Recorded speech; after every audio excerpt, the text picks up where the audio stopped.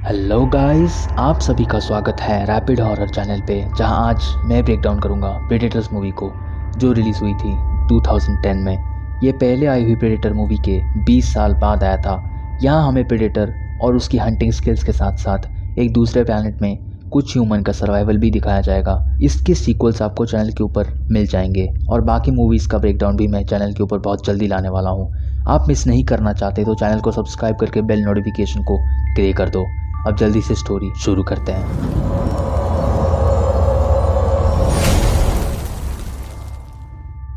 Movie के start में हम एक आदमी को आसमान से नीचे गिरता हुआ देखते हैं और बेहोश होने के चलते वो पंख कटे चिड़िया की तरह गिर रहा होता है।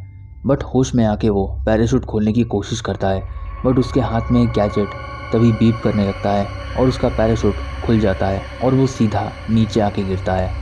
इसका नाम है रॉयस। वहाँ उसे दो और आदमी मिलते हैं, इनका नाम है कुचिलो एंड निकोलाई, और एक लड़की भी मिलती है, इसका नाम है इजाबेल। ये सब यहाँ एक दूसरे से डिस्कशन करते हैं कि ये जगह कौन सी है और ये सब यहाँ पे आखिरकार कर क्या रहे हैं। मैं आपको बता दूं कि ये सब यहाँ पे लाए गए हैं खुद शिकार बनने के लिए, और इनका शिकारी है खुद प्रेडेटर्स। ये सब भी कोई प्रेडेटर्स से कम नहीं, ये सब ट्रेंड फाइटर्स हैं जिन्हें हंट और सर्वाइवल करना बहुत अच्छी तरह से आता है।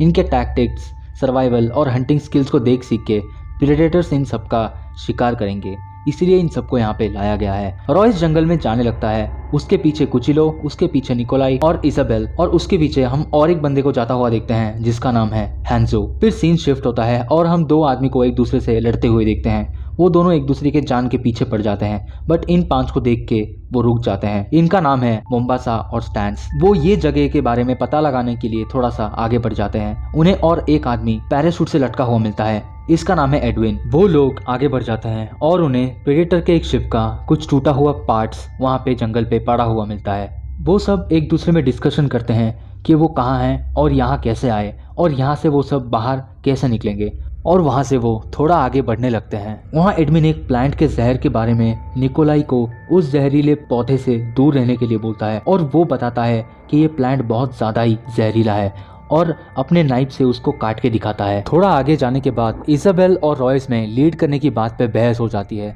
इजाबेल रॉयस को कुछ दिखाती है, जंगल में अगर आप खो जाओ तो पिन को एक पत्ते के ऊपर रख के आप डायरेक्शन देख सकते हो। पिन जिस तरफ भारी होगी वो साइड पत्ता मुड़ जाएगा और वो डायरेक्शन नॉर्थ डायरेक्शन होगी।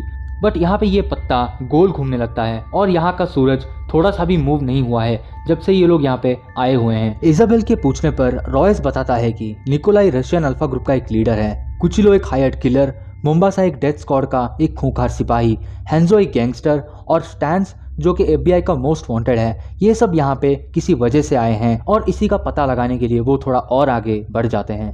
थोड़ा आगे जाने के बाद उनको एक केज बॉक्स मिलता है जो कि खाली होता है, लेकिन वहाँ पर और बहुत सारे केजेस उन्हें लटके और पड़े हुए मिलते हैं। थोड़ा और आगे जाने के बाद मोम्बासा गलती से एक ट्रैप एक्टिव कर देता है। उससे बचने के चक्कर में इजाबेल एक ट्रैप होल के एज में आके लटक जाती है।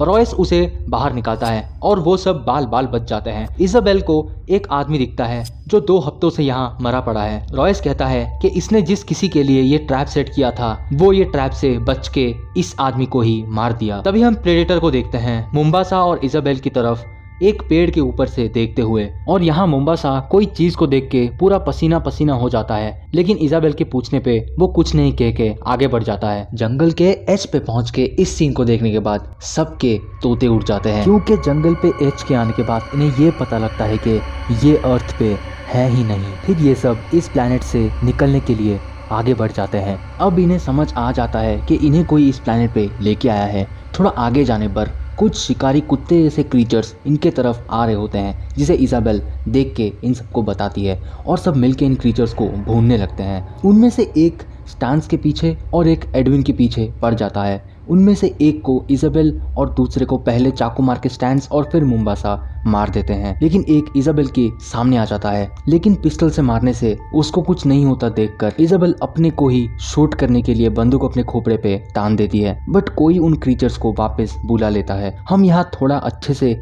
इस क्रीचर्स को देख पाते हैं। रॉयस सबको अपनी बुलेट्स काउंट करने के लिए बोलता है, बट तभी कुचिलो को ट्रैप बना के प्रेडेटर इन सबका वेट कर रहा होता है। हेल्प मी का साउंड सुनकर सब वहाँ पे आ जाते हैं, बट जॉयस को ये एक ट्रैप है इसका पता लगते ही वो उसे छोड़ के आगे बढ़ने लगता है, बट इजाबेल कुचिलो को मार देती है। और यहाँ प्रेडेटर ये सब देख सुन के ऑब्जर्व करता है।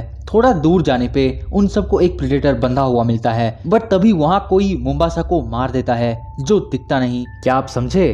हाँ, ये एक ट्रैप था और ये एक प्रेडेटर नहीं, एक से ज्यादा हैं। वो सब अंधाधुंध फायरिंग करने लगते हैं और एक प्रेडेटर भी फायर करके निकोलाई का मशीन गन खराब कर देता है और वो लोग पहाड़ से लुढ़क कर एक झरने में जा गिरते हैं। ये सीन प्रेडेटर 1 का रिक्रिएशन है, बट यहाँ पे बस प्रेडेटर पानी में नहीं गिरते।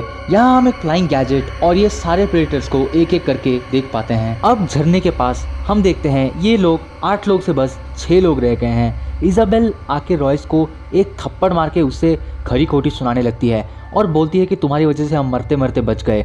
बट रॉयस के हिसाब से अब पता लग गया कि उनकी फाइट किसके साथ है। बट रॉयस बताता है कि इजाबेल जानती है कि वो चीज़ क्या है। तभी इजाबेल डच की स्टोरी बताती है कि कैसे वो 6 लोग गए थे और एक एक करके सब मर गए। और रॉयस कहता है कि हम ट्रैप सेट करके इन्हें भून देंगे। वो लोग जंगल में जाते हैं। हैंजो नजर रख रहा होता है और बाकी अपने एमोस चेक कर रहे होते हैं। तभी रॉयस और इजाबेल एक आवाज सुन के जंगल में देखते हैं। उन्हें क्रीचर भागता हुआ दिखता है। एडविन को बेट बनाकर इजाबेल उस क्रीचर को उड़ा देती है और उसके पास जाने पर मालूम पड़ता है कि वो इनकी ही तरह कोई प्लेनेट से लाया गया होगा जो इनके हाथों मर गया, लेकिन इसकी गोली उसको लगी ही नहीं बल्कि मिस हो गई थी। तो इसको कौन मारा, ये बात ये कर ही रहे होते हैं कि इन्हें कोई इधर देखो करके आवाज लगाता है और रॉयस पीछे जब घूमता है तो उसे एक प्रेडेटर दिखता है, लेकिन वो अपना हेलमेट निकालता है। जी हाँ, ये एक इंसान है और बचा हुआ है। इसका नाम है नोलैंड और ये किसी प्रेडेटर को मार के उसका सूट हथिया लिया है और अब यहाँ सरवाइव कर रहा है। और फिर वो वहाँ से जाने लगता है और बाकी 6 उसके पीछे।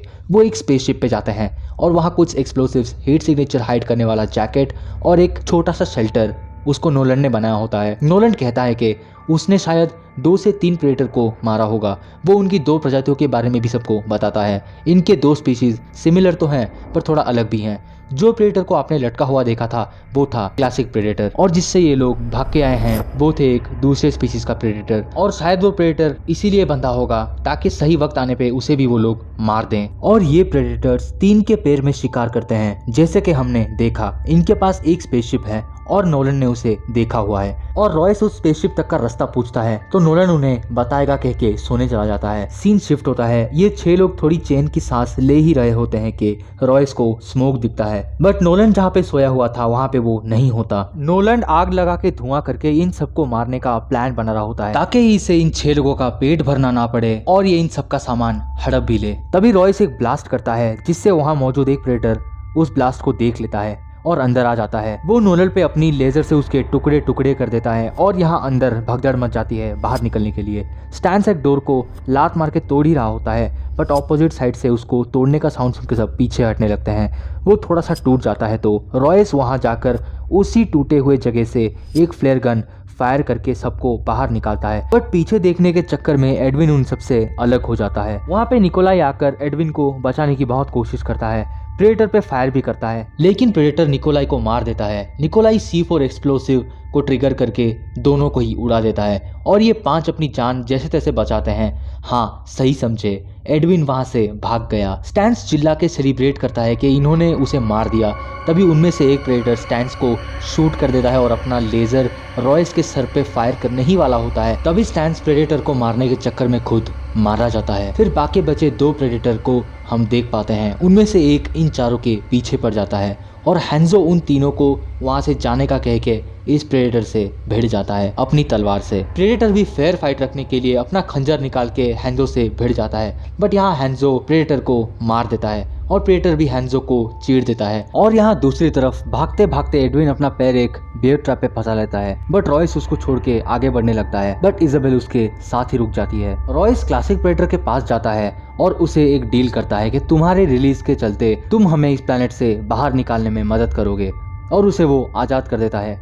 क्लासिक प्रेडेटर उठ के पहले रॉयस के गले को पकड़ता है, बट अपना मास्क उठा के वो स्पेसशिप को एक्टिवेट कर देता है। बट तभी उनमें से बचा हुआ आखिरी प्रेडेटर इजाबेल और एडविन को लाके एक ट्रैप पे फंसा के एक गड्ढे में गिरा देता है और यहाँ फाइट हो जाती है classic predator versus new species की प्रेडेटर के बीच में, और बर्सर्कर प्रेडेटर क्लासिक प्रेडेटर को मार देता है और यहाँ एडविन वही पॉइजन वाला चाकू से इजाबेल को इंजर्ड कर देता है। और यहाँ दूसरी तरफ प्रेडेटर वो स्पेसशिप को जाते हुए देख के उसको ब्लास्ट कर देता है। लेकिन हम देखते हैं रॉयस अभी जिंदा है। इन दोनों को बाहर निकालने के बाद रॉयस इजाबेल को संभाल रहा होता है, बट एडविन रॉयस को मारने की कोशिश करता है, बट रॉयस फुर्ती दिखा के उसको ही मार देता है और एडविन को ट्रैप बना के अपने बॉडी में कीचड़ लगा के प्रेडेटर को मारने ट्रैप सेट कर देता है और चारों तरफ गन पाउडर फैला देता है। प्रेडेटर आकर पूरी जगह का पहले तो स्कैन करता है और उसे एडविन मिलता है। वो एडविन को देखने जाता है, तभी एक ब्लास्ट से प्रेडेटर दूर उड़ के गिरता है। चारों तरफ आग लगा के रॉयस प्रेडेटर को उसको मारने के लिए उकसाता है।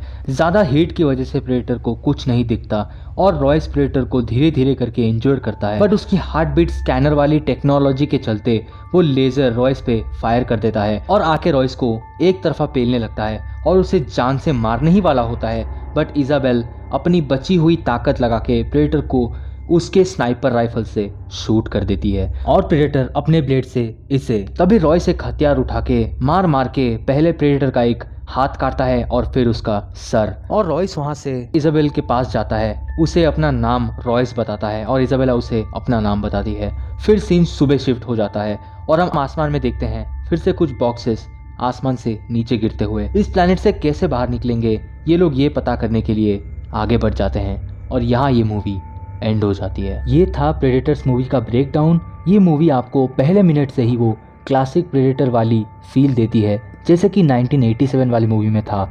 ये आपको डिसअपॉइंट नहीं करेगी क्योंकि इस पे पहली बार एक प्रेडेटर वर्सेस प्रेडेटर देखने को मिलता है जो कि प्रेडेटर के किसी भी फ्रेंचाइज पे आपको देखने को नहीं मिलेगा। अच्छी स्टोरी के साथ इसका सीक्वल कभी ना आया ना कभी आने वाला है। ये मूवी अंडररेटेड तो नहीं है, बट इस पे सीधे सीधे फर्स्ट प्रेडेटर मूवीज के बहुत सारे रेफरेंसेस हैं। बस प्लेनेट अलग, लोग ज्यादा, बस शिकार करो या तो मर जाओ। इसके आगे भी आपको प्रेडेटर्स की बहुत सारी ब्रेकडाउन चैनल के ऊपर मिलने वाला है जहां प्रेडेटर का आतंक आपको फिर से अर्थ पे देखने को मिलेगी और इसका टाइमलाइन वाला वीडियो भी मैं बहुत जल्दी लाने वाला हूं। आई होप आपको ये वीडियो और मेरे एफर्ट्स पसंद आए होंगे। वीडियो अच्छी लगी तो वीडियो को एक लाइक कर देना और चैनल को सब्सक्राइब करके बेल नोटिफिकेशन को रॉयस के जैसे कुल्हाड़ी मार दो ताकि सारी वीडियोस की नोटिफिकेशन आपके पास पहुंच सके और इससे मुझे बहुत मोटिवेशन भी मिलती है। मिलते हैं अगली वीडियो में। Till then bye bye.